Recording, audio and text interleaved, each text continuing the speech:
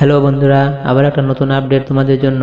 মাধ্যমিক ও উচ্চ মাধ্যমিক শিক্ষাগত যোগ্যতায় ডাটা এন্ট্রি অপারেটর, বুক বাইন্ডার, চৌকিদার, সুইপার, সাফাই কর্মচারী সহ বিভিন্ন শূন্য পদে কর্মী নিয়োগ করা হবে। আর এই নিয়োগের বিজ্ঞপ্তি প্রকাশিত হয়েছে DSSSB অর্থাৎ Delhi sub ordinate service selection বোর্ডের তরফ থেকে। আর এই সমস্ত পদগুলির জন্য বয়স হতে হবে 18 থেকে 27 বছরের মধ্যে। সরকারি নিয়ম অনুসারে সংরক্ষিত শ্রেণীর প্রার্থীরা বয়সের ছাড় পাবে। বুক বাইন্ডার এবং ডাটা এন্ট্রি অপারেটর পদে কর্মরত চাকরি প্রার্থীদের বেতন দেওয়া হবে প্রতি মাসে লেভেল 4 অনুযায়ী 25,500 টাকা থেকে 81,100 টাকা পর্যন্ত। সুইপার, সাফাই কর্মচারী এবং চৌকিদার এই পদগুলির জন্য কর্মরত চাকরি প্রার্থীদের বেতন প্রতি মাসে 21,700 টাকা থেকে 69,100 টাকা পর্যন্ত।